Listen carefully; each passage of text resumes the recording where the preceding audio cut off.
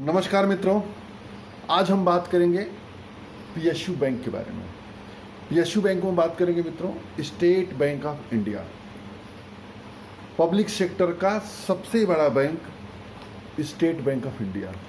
उसके बात करने के पीछे कई कारण हैं मित्रों। हाल ही में इसका रिजल्ट आया है। रिजल्ट में काफ़ी प्रॉफिट दिखा है और भी कई चीज़ें हैं, उसके बारे में चर्चा करेंगे। सबसे पहली चीज़ तो मैं बता दूं मित्रों कि मैं सरकारी बैंकों में निवेश करना उचित नहीं समझता। उसके पीछे कारण है। पहला कारण है सरकारी हस्तक्षेप का होना। जो सरकारी बैंक होते हैं मित्रों, सरकारी योजनाओं को ढोते रहते हैं। सरकार द्वारा प्राप्त दिशा निर्देशों के अनुसार उनको कर्ज आवंटन करने पड़ते हैं, सामाजिक योजनाओं को देखना पड़ता है, जिससे जो लाभ की संभावनाएं होती है, जो बिजनेस की संभावनाएं होती हैं, वो निखर करके नहीं आती है जो कि आनी चाहिए। दूसरा कारण होता है मित्रों कि यहाँ पर जो बैंक का हेड बन करके आता है, उसको उतना समय नहीं मिलता है कि बैंक को ठीक से ऑर्गेनाइज कर सके। शीर्ष पर पहुँचने वाला व्यक्ति 2 साल 3 साल रहता है, उसके बाद रिटायर हो जाता है। वहीं आप प्राइवेट सेक्टर के बैंकों को देखिए, उदय कोटक महिंद्रा बैंक में देखिए, HDFC बैंक में आदित्य पुरी को देखिए, कितने लंबे समय तक इन लोगों ने काम किया है। तो जो जितने लंबे समय तक काम करता है मित्रों, उसके अनुभव, उसके बिजनेस करने की काबिलियत, वो दोनों चीज़ें उस बिजनेस में निकल करके आता है। तो पब्लिक सेक्टर बैंक की ये जो 2 मुख्य खामियां हैं, उसको वजह से मैं निवेश करना उचित नहीं समझता हूँ। अन्य कारणों के बारे में चर्चा करेंगे। फिलहाल स्टेट बैंक के बारे में थोड़ा बहुत जानते हैं, ब्रीफ नॉलेज लेते हैं। तो स्टेट बैंक जो है मित्रों, इस समय 191 पर ट्रेड कर रहा है। यानी फ्राइडे के दिन 31 जुलाई को ये जो था 191 पर ट्रेड कर रहा था। यदि आप इसका ये देखेंगे कि कितने हाई से इसका 52 हाई देखेंगे मित्रों, तो 52 वीक हाई जो है ये है 351। ये कब बना है? ये बना है नवंबर 2019 में 52 हाई बना है। और 52 लो देखेंगे तो लो बना है मित्रों 145 बना है। ये कब बना है? ये मई 20 में बना है। अर्थात आप देखिए मित्रों, तो 52 वीक हाई से काफी नीचे ये ट्रेड कर रहा है। 52 वीक लो से थोड़ा सा ऊपर ये शेयर गया हुआ है। अन्य चीजें इसका देखेंगे, यदि आप मूविंग एवरेज यदि आप देखें तो जैसे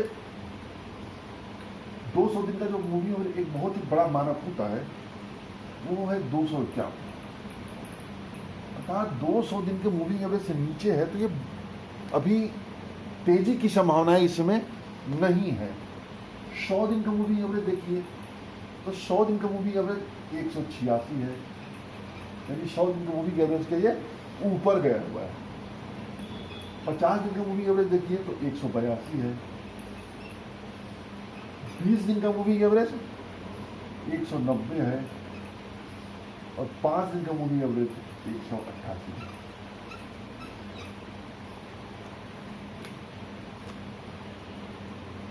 मेरा अपना मानना है मित्रों कि लॉन्ग टर्म नजरिए से किसी शेयर को खरीदना चाहिए तो सबसे पहले उसको 200 दिन के मूविंग एवरेज के ऊपर ट्रेड करना चाहिए।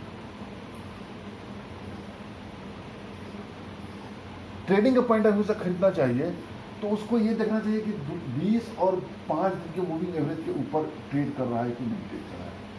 यहाँ पर तो सही है, वो 5 दिन के 20 दिन के मूविंग एवरेज के ऊपर ही ट्रेड कर रहा है। लेकिन इसके अतिरिक्त मैं एक और मानक देखता हूं। वो मानक देखता हूं कि यह शेयर पिछले 4 से 5 सालों में या 1 सालों में इसका प्रदर्शन कैसा है।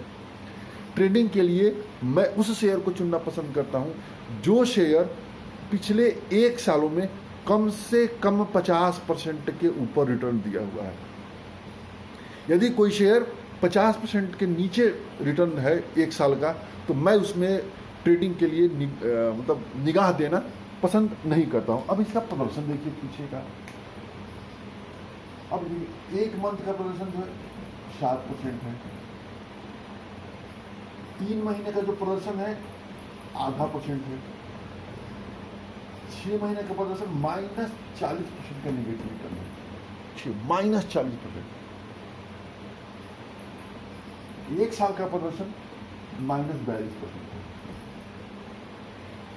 2 साल का प्रदर्शन -34%। 5 साल का प्रदर्शन -29%। इतना निगेटिव शेयर है, इतना निगेटिव शेयर है मित्रों, कि जो शेयर 5 सालों में भी निगेटिव रिटर्न दिया हुआ है, हम उसके बारे में क्या कहें। नॉर्मल यदि स्टेट बैंक के एफडी में भी पैसा लगा दिया जाए तो उसका 5 साल का रिटर्न जो होगा कम से कम 40 to 60% तो बढ़ ही जाना चाहिए। आज के डेट में देखा जाए तो 6% 7% की दर से चल रहा है, तो 7-5 नहीं, कम से 30% के ऊपर तो रिटर्न दे ही देना चाहिए। अभी 5 सालों में भी -30% का निगेटिव रिटर्न है। ये इसकी कमजोरी को बता रहा है, ये मानकों पे खरा नहीं उतर रहा है। अन्य चीजें इसका चेक करते हैं मित्रों तो अन्य बहुत आकर्षक है, लेकिन इन कारणों से और इन कारणों से प्लस कुछ आगे और भी मैं कारण बताऊंगा, इस शेयर को चुनने का पसंद मन नहीं करता है। मार्केट कैपिटल यदि आप देखें तो 1.7 लाख करोड़ है, यानी लार्ज कैप की कंपनी है, निफ्टी की कंपनी सबसे बड़ी चीज है। पी जो इसका देखिए मित्रों 8.64 है। सबसे आकर्षक इसका है मित्रों P/B देखेंगे, प्राइस टू बुक वैल्यू 0.75।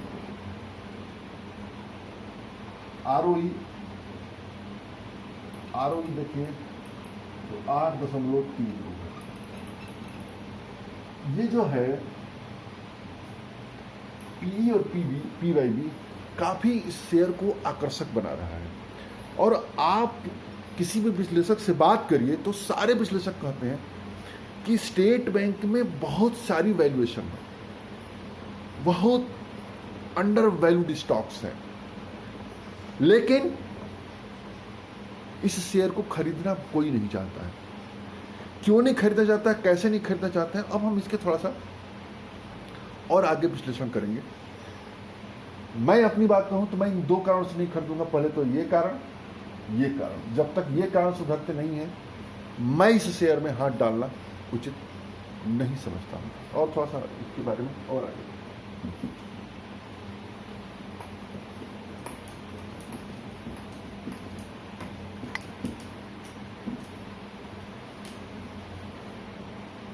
जैसा कि हम जानते हैं मित्रों, स्टेट बैंक का जो बिजनेस है वो एक तो खुद अपने आप में SBI है, दूसरा SBI लाइफ है, तीसरा SBI कार्ड है, चौथा SBI कैप है, कैपिटल, यानी जो म्यूचुअल फंड वगैरह का काम देखती है। इसमें से ये और ये तो पहले से लिस्ट है, और SBI कैपिटल की आगे चल करके लिस्टिंग की बात होगी। तो इसका मित्रों पिछले दिनों नतीजे आए थे। नतीजे देखा जाए तो काफी अच्छा रहा है, लेकिन यदि जो अनुमान है, जो उसके विश्लेषकों का जो कहेंगे हम आकलन वगैरह देख कहें, तो उस अनुमान पर खरे नहीं है। हालांकि काफ़ी प्रॉफिट बढ़ के आया है, लेकिन बढ़ने के पीछे भी कारण है, उसी के बारे में हम देखते हैं। जैसे अब देखिए इसका जो लाभ है मित्रों, प्रॉफिट है, वो 81% बढ़ा है। 81% कितना हुआ है? 4189 करोड़ बढ़ा है। और यदि पिछले साल में, यानी ये बाद में ईयर टू ईयर, पिछले साल के जून तिमाही की बात की जाए तो उस समय जो प्रॉफिट था वो 2312 करोड़ था। 2312 करोड़, अर्थात देखिए तो 81% अधिक उसका प्रॉफिट बढ़ा है। आय देखेंगे मित्रों, जो रेवेन्यू कहते हैं, रेवेन्यू भी बढ़ा है।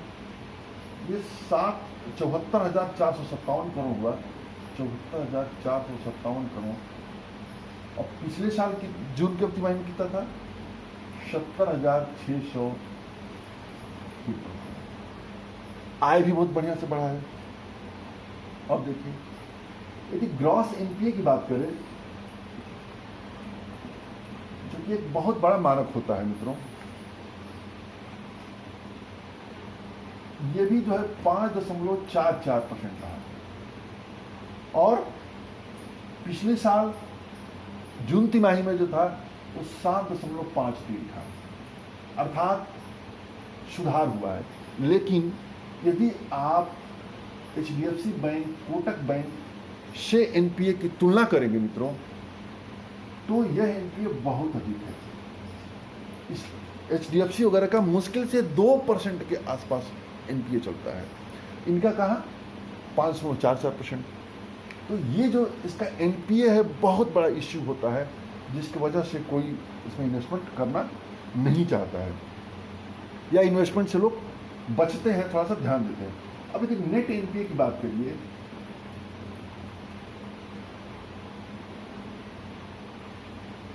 ये भी 1.8% है। अब पिछले साल कितना था? 3.07% था, यानी इसमें भी जबरदस्त सुधार हुआ है। और देखिए, यदि सभी बिजनेस को, यानी कि इन बिजनेसों को देख लिया जाए, तो प्रॉफिट ग्रोथ देखिए मित्रों, सभी बिजनेस को, तो प्रॉफिट ग्रोथ जो है 62% बढ़ा है। 62% बढ़ा। देखिए, अब अकेले आप देखिए, स्टेट बैंक में 81% ये कहा, 62%, जाहिर सी बात है कुछ ना कुछ तो। अब यदि संयुक्त रूप से आय देखेंगे, सभी ग्रुप का यदि आय देखेंगे, तो सभी ग्रुप का आय देखेंगे मित्रों, तो 87,984 करोड़ का है। और पिछले साल कितना था? 83,087, 83,274। अब यहां पे एक चीज देखना है मित्रों, कि इसे जो 87,000 है, उस 87,000 में केवल स्टेट बैंक का अकेले आय जो 74,000 है, अर्थात जो दूसरे वाले जो बिजनेस है उसमें वो ग्रोथ नहीं आई है, जो कि ग्रोथ इनको आनी चाहिए। और आप दूसरी भी चीज़ देखिए कि स्टेट बैंक के प्रॉफिट में 81% की वृद्धि हुई है, जो कि सिंगल, लेकिन संयुक्त रूप से जैसे ही मिलाते हैं वैसे 62% हो गया। यानी दूसरे बिजनेस का ग्रोथ वो नहीं है जो कि होना चाहिए। यदि वहाँ भी अच्छा ग्रोथ आता, 80-81% के आसपास होता, तो ये जो प्रॉफिट होता है ये भी 80% के ऊपर होता है, और आगे थोड़ा सा बढ़ते हैं।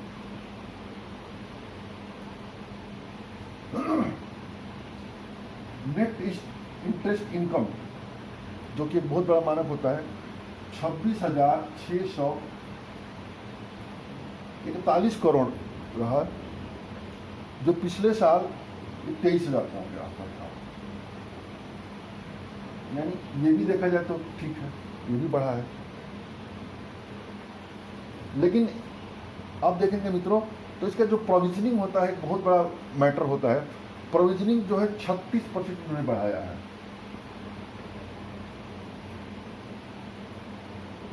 ये थोड़ा सा चिंताजनक बात है। पिछले साल कितना बढ़ा? ये 12,501 करोड़ की इन्होंने प्रोविजनिंग की वृद्धि किया है।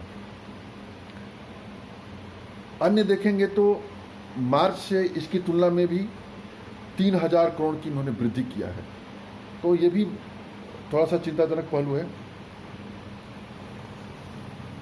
लेकिन अन्य देखेंगे मित्रों, इसके बारे में थोड़ा सा विश्लेषक क्यों चिंतित हैं, या यूँ कहें कि लोग इसमें पैसा लगाने के लिए उतने एग्रेसिव क्यों नहीं है, तो उसके पीछे कारण है, सबसे पहला तो ये एनपीए कारण है। दूसरा जो कारण है मित्रों, जो इन्होंने यस बैंक में जो हिस्सेदारी लिया था, पता है कि यस बैंक के रिवाइव में स्टेट बैंक ऑफ इंडिया का एक बहुत बड़ा रोल है। तो स्टेट बैंक की यस बैंक की समस्या अब भी सॉल्व नहीं हुई है। आए दिन उसमें कुछ ना कुछ इश्यू निकल के आ रहे हैं। अभी आप देखिए उसका कुछ एफपीओ आया था, शेयर जो है लोअर सर्किट पे चला गया था, 10 रुपया के आसपास शेयर चला गया है।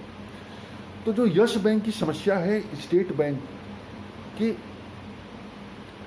मतलब माथे पर एक देखा जाए तो आ गया है, तो उसकी वजह से लोग इस पर विश्वास नहीं कर रहे हैं। दूसरी चीज कि बैंक के जो ये प्रॉफिट दिख रहा है, आय दिख रहा है, उस आय का जो सबसे बड़ा कारण बाहर से तो दिख रहा है कि बहुत आकर्षक है, इतना इतना इतना, लेकिन इस जो प्रॉफिट का कारण रहा है मित्रों, ये जो SBI लाइफ है, यानी इसमें इन्होंने 2% स्टेक सेल किया है। 2% स्टेक सेल किया है 1539 करोड़ में। इसमें इन्होंने 2% स्टेक सेल किया है, जो पहले इनकी 57.6% हिस्सेदारी थी SBI लाइफ में, अब 55.50 हिस्सेदारी रह गई है। यानी ये जो प्रॉफिट का खेल है, वो प्रॉफिट का खेल जो है स्टेक सेल के चलते आया है। एक और कारण ये है मित्रों कि RBI द्वारा हाल ही में जो मोरेटोरियम को लेकर के जो NPA बढ़ रहा है, उसको लेकर के उसने आगाह किया था RBI ने कहा था मित्रों कि मार्च 21 तक NPA जो है 8.5% से बढ़ करके 12.5 या 14% के बीच हो सकता है। अर्थात जितनी जो NPA बढ़ेगा उसमें सबसे ज़्यादा जो हिस्सा होगा वो PSU बैंकों का होगा, और PSU बैंकों में जो सबसे ज़्यादा हिस्सा होगा वो स्टेट बैंक ऑफ इंडिया का होगा, क्योंकि state bank of India Bharat का सबसे बड़ा बैंक है, सबसे ज़्यादा कर्ज देता है। तो जाहिर सी बात है, चिंता बहुत ही गंभीर चिंता है। ये जो इसकी बातें हैं मित्रों, ये जो रिजल्ट है, तमाम तरह की चीज़ें जो कहा गया, जब तक 2-3 क्वार्टर बीत नहीं जाता, जब तक इसमें कुछ रिवाइव नहीं दिखाई दे, कुछ मतलब यस बैंक का भी इशू जो चल रहा है उन सब चीज़ों से अभी निकलने में 2-3 क्वार्टर का समय लग सकता है। तो जब तक वो समय न निकले तब तक इसमें निवेश करना उचित नहीं होगा मेरे विचार से। आपको अपना निवेश करना है तो आप अपना सलाह मशवरा अपने जो भी विशेषज्ञ हो उसे लीजिए। पब्लिक सेक्टर बैंक की तुलना में प्राइवेट सेक्टर के बैंक बहुत आकर्षक है इन्वेस्टमेंट के पॉइंट ऑफ व्यू से, उसकी तरफ ध्यान दिया जाए तो ज़्यादा रिटर्न प्राप्त होगा। चाहे HDFC बैंक हो गया, ICICI बैंक हो गया, एक्सिस बैंक हो गया, IDFC फर्स्ट बैंक हो गया, सिटी यूनियन बैंक हो गया, तमाम अच्छे प्राइवेट बैंक भरे पड़े हैं निवेश के पॉइंट ऑफ व्यू से, जो भविष्य में बहुत अच्छे रिटर्न दिलाएंगे। तो मित्रों, आज के लिए इतना ही। स्टेट बैंक पे बनाया गया यह वीडियो उम्मीद है कि आप लोग को पसंद आया होगा। यदि कोई प्रश्न हो, कोई क्वेरी हो तो जरूर पूछिएगा। जय हिंद, जय भारत।